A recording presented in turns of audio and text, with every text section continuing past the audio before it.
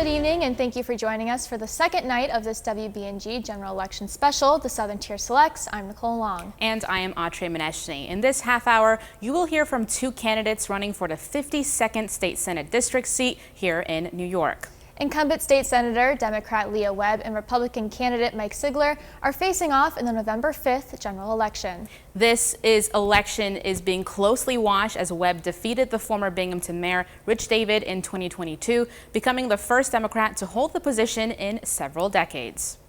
12 News' Daniel Curran sat down with the senator and Mike Sigler to answer some of the questions you, the voters, sent in. Thank you, Senator Webb, for sitting down with us ahead of the upcoming election. What would you say is the top issue affecting the 52nd State Senate District? Some of the bigger, I'd say big issues affecting our Senate district and our state in particular, but in our district, we have some of the highest poverty rates in the state. We're actually number 2 in the state for highest prevalency rates of poverty. And so I often remark on this as kind of the tale of two communities here in the Southern Tier, which, I'm proud to be born and raised right here. We have a history of innovation and technology. So whether you look at companies like IBM, Sigler, these entities have created resources that have been utilized not only in our region, our state, our country, internationally. And at the same time, we also are being the birthplace for new technology through the work that's happening at our higher ed institutions and our private industries. And at the same time, we have some of the highest rates of poverty in the state. When you look at issues that are byproducts of high concentrations of poverty, food insecurity, issues with access to good paying jobs, affordable housing, all of these issues, along with access to quality and affordable health care, all of these issues are top of mind for me. Not only as a state senator, but as a lifelong community resident of this great state. And so I've been working very hard well before being in the Senate, but most certainly currently as our state senator, really pushing for our region to receive more equitable access to the resources that we need so that here in the Southern Tier, we can thrive along with the rest of our state. Well, there's two. Cost. Everybody I talk to is cost. And it doesn't matter how old you are, how young you are, or anything like that. For young people, they talk a lot more about car insurance and things like that. For older people, they talk more about food and just the price of taxes, for example, the cost of how much their taxes have gone up. It's one thing with property tax. With your income tax, at least you have an income that goes up, and hopefully you can pay that income tax. But with property tax, you can't sell your garage to pay your property tax. So you see things like this in energy. Energy is probably the best example we have. When you look at my opponent, every policy that she puts forward raises the cost of electricity and raises the cost of heating your home, right? The policy there is we're not going to have any more natural gas in the state, not just for generation. I'm talking for heating, pipelines. They don't want any of that. They would like us to move off fossil fuels completely. That would be something you could do if you move to something like nuclear power where you're lowering the cost of electricity. But that's not what they're talking about either. We've basically outstated to Pennsylvania our electricity production. It hasn't meant that we've used any less natural gas. We're using more natural gas today than we did just 5 years ago. So these are raising the costs. A perfect example of this is the school bus mandates. Everybody's been talking about these. The school buses cost 3 times more than a diesel school bus. You need a whole new charging system. You need all new wiring to get more power to that point. And then you need a new bus garage to house them all.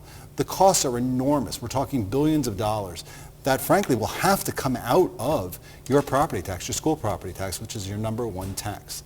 So people should be very concerned about that. Small businesses and residents are struggling under the strains of inflation. What is your plan to combat inflation? Well, inflation is, it's a big topic. It's certainly something at the national level. We printed an awful lot of money, and that has driven up inflation. And again, that's something that we can take up with our Congress people and you can take up with the president. When it comes to inflation, though, in costs, that's something we can really talk about when we talk about the cost of food. Right now, this state, for example, with green energy, it wants to build out solar panels across upstate New York, and it's going to cover up a lot of farmland to do that. Well, what happens if you cover up the farmland in favor of solar panels? Well, that farmer then has to go further to get the same land and to grow the same food. Around my house, all of that is active farmland that's going to get covered up. Then the farmer will have to go 30 miles away instead of just a mile away from where the dairy cows are. And that milk doesn't just go into the milk supply. It gets taken up to Auburn, it gets processed into milk isolate, and gets put into baby formula. But if we're raising the cost of production, then that baby formula is necessarily going to have to go up in cost. So we need to look at that. And the other thing is taxes. I mean, the property taxes in this state have gone up so much that people really are wondering if they can afford the bill. And that's eating into their whole budget line. So those are two big areas that we need to tackle when it comes to inflation. This is one of the many reasons why, as a public servant, I ran for office, but also have been actively working to address challenges impacting working families. So I know for a fact that the challenges related to poverty, as I mentioned earlier, food insecurity. We have a number of working families who are struggling to put food on the table, pay for life-saving medications, and also struggling with their utility bills. On all of these issues and more, I have been advocating to push for more funding and have been securing more funding in the issue area of food insecurity. We know that a number of families in our community, our children who go to schools, often don't have food at home. And so that's one of the main reasons why I've been active and we've been successful thus far in pushing to fund free school meals so that no child in our community or in our state goes hungry. In the area when it comes to growing costs associated with healthcare, we are actually one of the first states in the nation, and we did this in this legislative session, to actually cap the prices associated with insulin. This is a life-saving medication that we know is very costly. And most certainly in the area of utility rates, I have been very vocal and have been organizing with different community stakeholders to fight back against the proposed utility rates through NYSEG and other energy providers that are in our region. Because again, this is something that impacts working families, our small businesses, and many more. And so all of these issue areas and others related to making our community more affordable so that every resident can thrive is a priority of mine. And we are just getting started here on this WBNG, the Southern Tier Selects General Election Special. Still ahead, we'll hear more from the 52nd State Senate District candidates and their stance on cannabis as well as bail reform.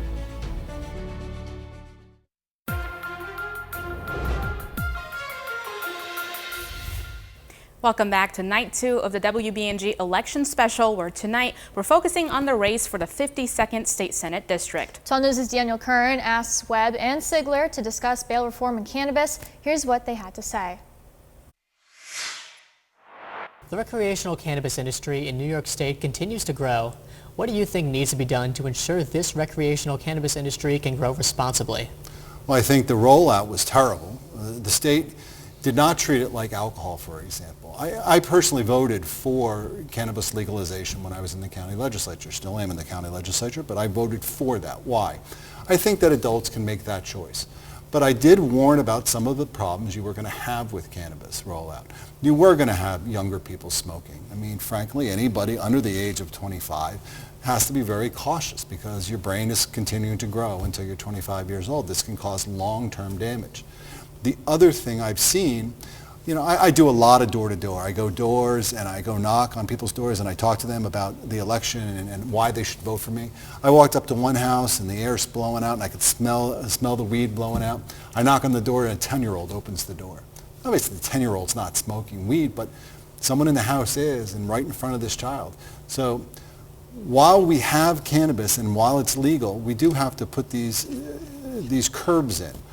Right now, we have illegal marijuana shops operating, and we need to go after those and close those so that the legal, who have paid a license to be legal, And when you go in, now you know how much THC is in the weed, you know what you're getting when you go and buy it. But then we also have to invest money in if somebody wants to get off drugs completely. We need to invest in that. And we do have to keep our kids safe. So anytime you see anything that's not above board when it comes to underage people buying, we have to go after, just like we did with alcohol. So one of the many things that we've been doing in the state legislature, specifically on this issue, is addressing issues around illegal cannabis shops that have been popping up all over the state. We, during this legislative session, put in place some additional measures through policy to address some of those issues by allowing OCM, the Office of Cannabis Management, to have more teeth when it comes to having the ability to shut these shops down. And then for those producers who are part of the cannabis industry, I'm talking about the farmers, along with the sellers, making sure that through our existing programs that they are able to get access to state resources so that this growing industry that is expanding all over the state and in other parts of the country, that it can be done in the most not only fiscally responsible ways, but also through policy as well.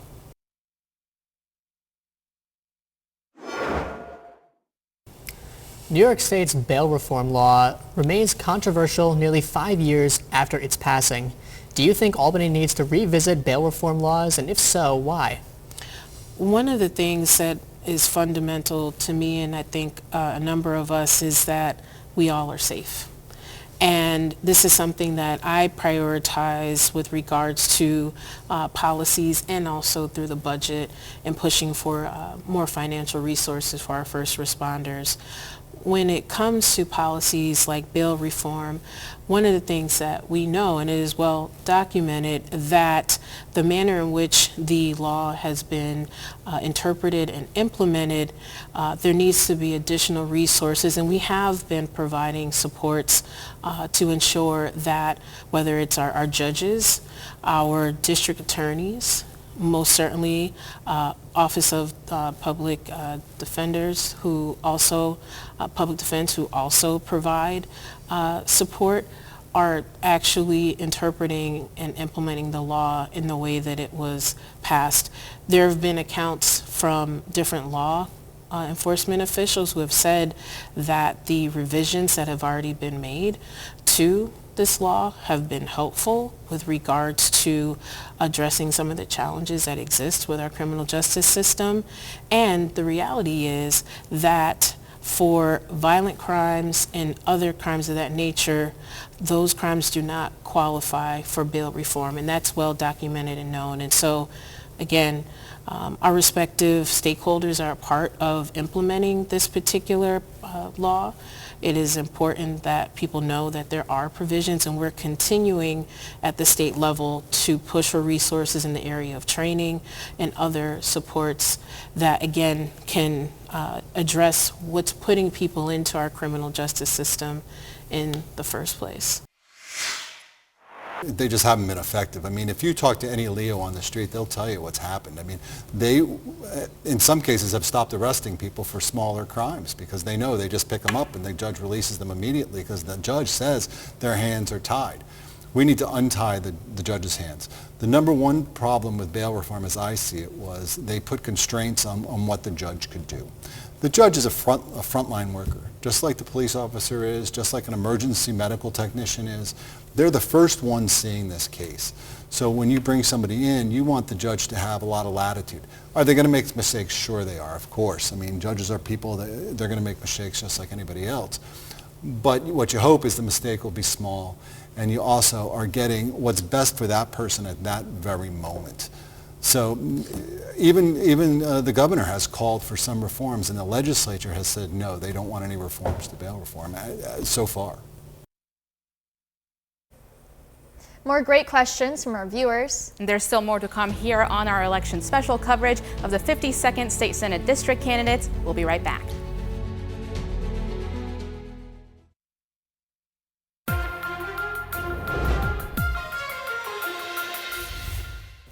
Thanks for sticking with us for this general election special coverage of the 52nd State Senate District race. The next part of our interview with Senator Leah Webb and Republican opponent Mike Sigler gives the viewers a chance to hear about some of their accomplishments. Here's what they had to say. During your nearly 2 years serving in the state Senate, what do you consider to be your biggest accomplishment? Well, I'm 22 months into my first term. If I were to select just one accomplishment, I would have to say it's not just simply the amount of bills that I've been able to get passed and also signed into law. So in my 22 months of being in the Senate, I've been able to get more than 40 bills passed by both houses, and more than 32 signed into law, covering a number of issues. But to me, and that's important, and I think some, folks don't necessarily understand what it takes to get a bill introduced, let alone passed and then signed into law. But I would say my biggest accomplishment, my one accomplishment thus far, is just being out in the community. I am all over the community every day. I have established a program where we do community office hours, where I'm bringing our office into the community, where residents can come and get information about ways to access different resources through our various state agencies. So whether people are struggling with their unemployment insurance, are in need of health care, other supports, I really believe in bringing government to the community, and that's one of the many ways that I do that, myself and my team. That to me is so important, because a lot of times people don't fully know what we do in the state legislature, or even at the local level, and most certainly the federal level. And so to me, continuing to make myself available, whether it's through community office hours. We also do a variety of initiatives, such as my teacher supply drive, most certainly my community health resource fair. I'm actively trying to connect people to resources, again, to ensure that every resident here in the Southern Tier and across our great state can thrive.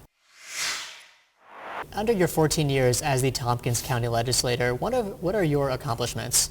One of my favorite ones is the parks. I started this parks program, and it was not a big program. I mean, it's $50,000, which is it's a sizable amount. But the nice thing about it was an open check to the towns, so the towns could come and they could apply for the grant money. And what it did was it allowed the towns to kind of communicate better with the county, and that's something you always want. You want the different levels of government communicating. And now I drive around to all these parks and I see what they've used the money for. And it's a nice experience. It's nice to go to these towns and say, oh, I had a small hand in that.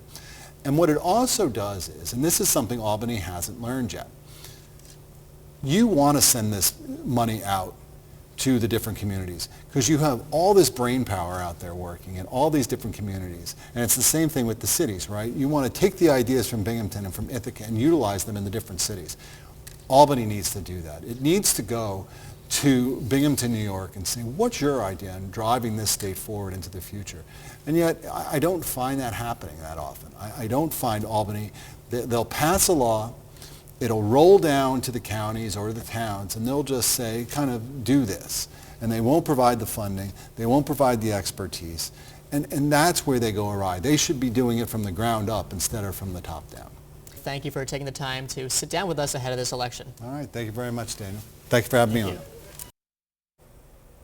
We here at WBNG would like to thank Senator Webb and Mike Sigler for sitting down with us and giving you the Southern Tier the answers to your most important questions. But we're not finished yet. Coming up after the break, we have a look at what you can expect in our WBNG The Southern Tier Selects election special coverage.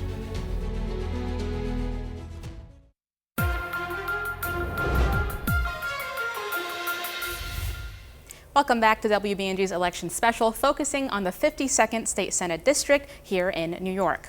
Once again, incumbent Senator Leah Webb and Republican candidate Mike Sigler are facing off in the November 5th general election. Coming up tomorrow, 12 News sits down with the candidates for the 123rd Assembly District seat, Lisa O'Keefe, and incumbent Democrat Assemblywoman Donna Lupardo. And the same as tonight, that show will air right here at 7 p.m. You can watch the full interviews with the candidates on WBNG's YouTube page. You can scan the QR code right there on your screen, or you can head to our website, WBNG.com, and click on the YouTube link to get there. Well, that's going to do it here for us on WBNG's Southern Tier Select special coverage of the 52nd State Senate District. Thanks for watching, and we'll see you back here tomorrow at 7. And don't forget to vote. Have a great night.